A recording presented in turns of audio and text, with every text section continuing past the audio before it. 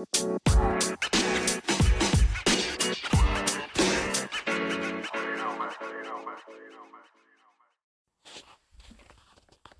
guys, thank you for checking out the Brave Way podcast. I'm your host, Bill Miller. I know long time no talk. This one that I did is talking about like film study and things to pick up off of film. Whenever I did it, I ended up talking about myself a little bit too much, but I think it could help you guys out with realizing what I do when I'm looking at film in a combat sort of space. Obviously, watching film is not related just to combat. So I mean combat sports. So you could probably use some of these things into stick and ball sports as well. Um, Break this up early. I got an upcoming fight. It's not been officially announced yet what my opponent is and things like that. But it should be March 6th. I should be making a walk again. COVID has made me take 2 years off away from the cage. Uh, well, essentially, because had to have a surgery and stuff like that. Unimportant. But so yeah, so check out the pod, like, comment, subscribe. Whenever I can uh, announce my official opponent, it will be out there for you all to see. So hope you enjoy the pod.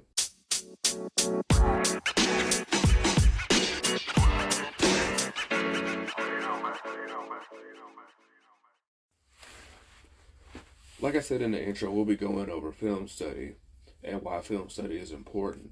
Uh, I did this on a podcast before. It's one of my first podcasts I did.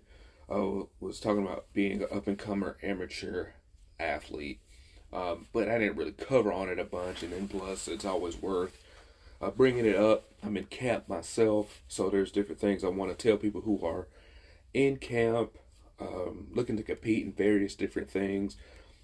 Especially with the new year coming around, it's a great time to put this out here to set the tone for the entire year. I know 2020 messed up a lot of competitions for people, but this may help you. So, what you want to do when it comes to film study, and this goes the same for not just mixed martial arts, but different sports, of course, like football, basketball, whatever. But we're going to talk about combat sports here, but like um, boxing, judo, jiu-jitsu, wrestling, and of course, like I already said, mixed martial arts. Uh, it's because you're trying to figure out tendencies that your opponent does. Like I did say on that previous podcast, I'll reiterate it here for the sake of time for you guys finding and listening to it and everything is, even if you have a opponent that this is their debut, you can still learn a lot from even watching some of their teammates that have competed. If they're around the same weight class that you have, that you're competing in, because a lot of times it's like you guys are practicing the same thing. Or even if not, you learn a lot from the schools. So, what do you mean by that? When I was wrestling in high school, we knew schools that were, and I know some of this language is going to be different from you all, or not used to the terminology anyway. But like we knew these are tilt schools, these are cradle schools, far side or near side.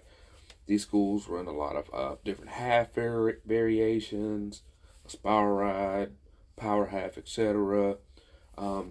This school likes to do outside singles. This school likes to tie up for different type of Greco throws, double leg school, etc., etc.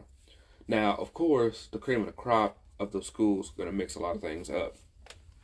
But the idea is, especially like even if you knew the coaches from that school, what they like to teach. So if you realize you was going against a freshman wrestler, for example, they haven't had that many years of wrestling probably, so they were only going to be doing a lot of the techniques that were familiar to them that it was taught in the room, and they don't have anything else to go by or go with. Same thing for like Muay Thai, for example. If you're going against an opponent that, let's say this is an MMA fight, right? And you're going against an opponent who comes from Muay Thai school, you can obviously know they're going to have some traps to catch you in the striking realm or whatever. But if you look at that, they don't teach anything on the ground. Of course, with Muay Thai, there's are different clinch breaks and clinch things that they do. But if they're not teaching you how to do stuff to get off the ground, you may know in your mind, hey, this guy might beat me in the striking realm, but if I could take them down, I'll have greater success. Things like that is what you're trying to look for. Uh, and that's if you don't know who your opponent is. We are in the world now to where we can go to YouTube and Facebook to find your opponent's videos competition wise. Why is this kind of important? And I guess I'm saying it like this: you can have a person that competes in mixed martial arts and does jiu-jitsu tournaments, for example, like myself, right? So what does that let you know? You can go to the Muay Thai area, and of course, doing stuff in the gi makes things a little bit different versus in no gi, but we're not gonna really worry about that right now. But you can go to watch mixed martial arts fighter myself, see how I'm doing things with the hands, the feet, whatever, how I'm clinching there, and then you can also see how I'm just doing stuff in a straight up grappling aspect. Once again, the reason why it's relevant to look at it, if you notice, oh, when he's grappling, because a lot of people be like, oh, they come from a BJJ school, and that means they do a lot of gis, like grips with the gi, takedowns with the gi. Then you can see your opponent be like, oh, he doesn't actually do a lot of gripping when he go for a takedown. He does traditional wrestling with the takedowns, and when he's on the ground, it was like, oh, he's not doing a lot of chokes or holds with the gi. He's going more armbar, kimura, guillotine, things like that. So then you realize, okay, the guy that I'm competing against is already used to not using certain things that would be an advantage of like in the gi thing. So it's something that we have to know about and worry about. Same thing looking at how he escapes or she escapes. You'll be able to figure a lot of that out. But so doing things like this, right? I had an opponent, and I'll give you my case film study. I'm doing it now because I have an upcoming event on March 6th, but for MMA fight. So I'm doing it again, but I've done it over the years over people I think might be my potential opponents, things like that. But right now, I have, in the past, I knew an opponent. He had competed on a couple different super match cards in jiu-jitsu. And I was like, well, let me see what this guy does. And then so I noticed that he set up a takedown that also turns into a submission on each of his opponents. And when he's been able to execute that, it's not saying that that's the only thing he had, but from the takedown round, that looked like that's his go-to. When he wasn't able to get that, fights were able to go a certain way or whatever. If I did not do my due diligence and look up what my opponent likes to do, because it's important of like handedness, right? I knew that he always grabbed the collars the same way with his right hand, setting up this overall he's setting up this thing, a baseball bat chug, which you guys have, that's not really important, but I would always notice he would always lead with his right hand first, and he wouldn't do the things you traditionally do by making a person think about 4 or 5 different things before you do it. He would do it, grab the grip with the right hand he needed to first, and then as soon as, because he's a taller guy, as soon as you try to like close into him or whatever to break his grip, he'd grab the other grip with his left hand and then he'd throw it. I was able to prepare for this in training, and so he wasn't able to execute it, and I was able to win the match against him in overtime. Now, that just really, and like if you had success with a lot of these moves, that throws them off of thinking about what they'll be able to do for the next step. That's the reason why it's important to do that. And then in mixed martial arts aspect, I had an opponent, ended up not going my way, but he did do exactly what I thought he would do when he was taller than me, but he jabbed up, which is kind of hard to explain because you're not looking at me as I'm doing it. But instead of throwing his jab in a linear motion straight at me, he would throw it like down, like from his hip and then up, even though his hands were already at his face. That could kind of give you a little bit more visualization. And then that was like, well, if he has that, or when he's getting ready to throw the jab, I should be able to J step off and throw right hand. I ended up trying to do something else, and like I said, it ended up going my way. But I knew what was coming. My upcoming opponent that I cannot mention right now because things change and things like that. Good thing for me is he's had film for a little bit over 5-6 years now. So I'm able to look at how he reacts and how he changes, how his body has changed. Because that's the thing though too, right? You realize that somebody gets in better shape or worse shape, they're able to do certain techniques that they weren't able to do. They start implementing things that they weren't able to implement, things like that.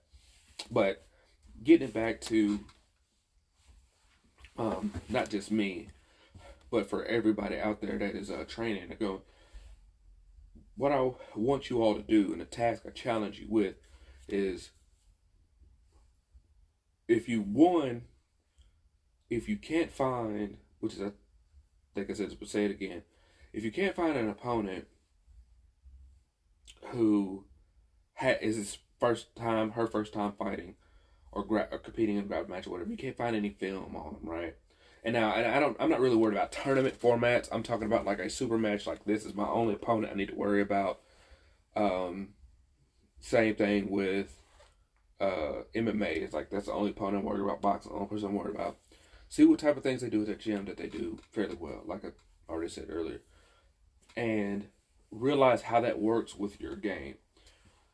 Do not take it to where you are going into a fight or grappling match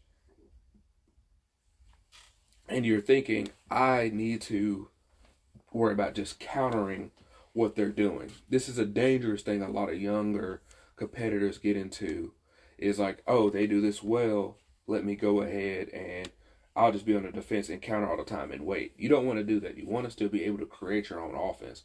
The thing is, you have to know what your opponent does well so you can counter it if you are in that situation. For example, if you're going against people that do a lot of single legs, you got to know how to sit there, push the head down, turn your leg out, knee to the ground, and then limp leg out, right, to escape. You have to know a lot of these takedowns. You have to know how to, and then if they get that, they're trying to chain, the steps you have to do to chain to get out of it. But it's not worried about, of course you want to prevent it, but the overall goal is not, whatever I'm learning, I don't need to sit there and focus on my whole match or fight is going to be worried about countering everything that this person is doing. Another thing is like, what holes, right, does a person have in their stances that you can take advantage of? A big thing that you don't have to necessarily worry about in boxing, even though you shouldn't do it, is getting square with your opponent. Because if you get square with your opponent, you're still not going to get kicked in the leg, you're still not going to get taken down, but you're going to take a lot of firepower off your punches, and it's going to be harder for you to move, to slip left or right away from the punches that are coming. Same thing, I would assume, kickboxing, Muay Thai, obviously the more square you get, you have a bigger target in front of your opponent. That's also important, but you don't have to worry about things being taken down and things like that. And obviously, if you're in a grappling event or MMA, you have to worry about that. So when you're throwing punches at your opponent, right, when you're seeing them on film, see if there's a certain combination that you can throw that puts them square. If you have good takedowns, know when your time for entries are, right? If you see a simple thing, like when you're in the aspect of fighting, right? If they have a longer fight, that's kind of the thing though too, is right, when you try to find the film on your opponents, don't look for the short events to where they won by knockout real fast, or they won by a submission real fast, or whatever. See something that's drug them out, and see the different tricks and stuff that they have, and what happens when this person fatigues, because Your goal is obviously you want to get in, get out. But if it goes longer, what does a person do when they fatigue? What do they get really lazy on? And in the mixed martial arts aspect of it, what happens with this person's stance? One, the square is obviously bad, but do they sit there and do they change stances too much, like when they throw a punch? And you can know when somebody throws a punch and then they go out of stance, and if they stay there, if they're comfortable fighting in the other stance, because being able to punch and kick from southpaw to orthodox is one thing, but you need to know how to also defend just as proficiently in one stance as another stance. Now, one may be better for you, but you still need to know how to defend in it. So either way, look at things like that. Something that like I keyed upon about my future opponent too is he started fighting in southpaw. I don't think my opponent is left-handed. I think he's right-handed. The issue is, and then of course I'm giving a lot of details out here, but it doesn't matter. But the thing that I've been able to key on and looking at it is from his earlier fights to now is he fought in southpaw because a lot of amateurs when they're starting, you're worried about your power hand way too much and your power side. You're not worried about hitting them with anything with your weaker side, because you're like, I just need to punch this person and get them out of there, instead of realizing if I'm sitting there throwing jabs and hooks and doing everything else, I can lead with my lead hand. I can run them into my power side and get them out of there, and then plus I won't be overexerting just one side over and over and over again, where they can look at defending these type of shots. But anyway, back to the point is, he stayed at southpaw, and then he'd rush, and then just essentially tries to throw overhand, kept trying to throw overhands from that to southpaw stance from his lead hand, right? Didn't have much success. As he ended up progressing through his career, he had switched back orthodox to where he should have been anyway. And Achilles' heel that he had, which I'm not going to get too much into, Achilles' heel that he has, he decided to try to use it as his, to his advantage. Something else that when you're doing a film study, that's what you probably want to look at too, right? If you're a bigger guy and you're not good at defending off your back, you may want to try to initiate a takedown yourself if you have good takedowns, and that way that person's on their back and you're not, and you could probably worry about holding them there. Or it could be just the opposite. Maybe you don't have good takedowns, but you're really good off your back, and your opponent has suspect takedowns, but they do go for them at times. Maybe you give up the takedown to get on your back to start playing that game. But anyway, I was able to notice how like I said, he switched to orthodox, and then different things that he's ended up doing that were his weaknesses that he's tried to use as his strength.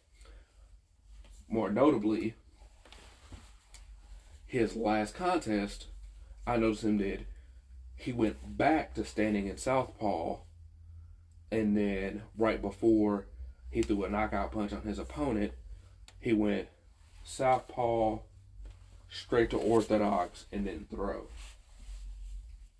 So these are things that he could be working out in his gym, that he's setting up, that I'm already checking it out in the film and being able to notice what these things are going to happen, and then being able to figure out what I can and cannot do to help me alleviate potential problems.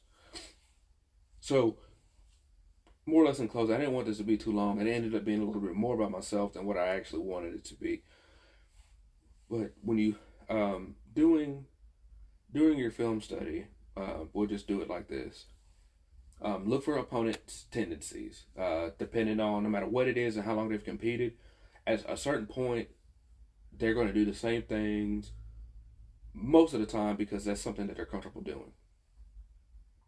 Second thing is, look for areas that they have that you could take advantage of because you are better than them at it, right? Because even you looking at film, you can be honest with yourself and know if you are better than they are at certain points with certain movements. And it doesn't matter, like I said, if it's Muay Thai, boxing, MMA, or just grappling like judo, jiu-jitsu, you know in these certain spots you do a lot better than other people. So is it initiating a scramble? Is it getting a takedown? Is it competing off your back? Is it maintaining distance with either your punches or your kicks? Is it cage control? If it's jujitsu, is it I'm better at pulling guard? Am I better at controlling the gi in this certain aspect? This is part, how good am I controlling the back, etc., etc. Those keep those things in mind of what you want to do, and then of course is the final one is take notice of what they do well and know how to defend it, but not focus on that as the whole entire game plan that you're doing. That's the reason why I put that as the last step, because you do need to notice your opponent's tendencies, because tendencies slide straight into realizing where you can take advantage of. That slides way into defending things that they do well. Because if you focus on the things that they do well, or their tendencies and then the things they do well, and where you can take advantage of, you're going to be too worried about, okay, they throw jab cross hook or they throw double legs, and then after they go from the double leg, they switch to single, and then they do all this.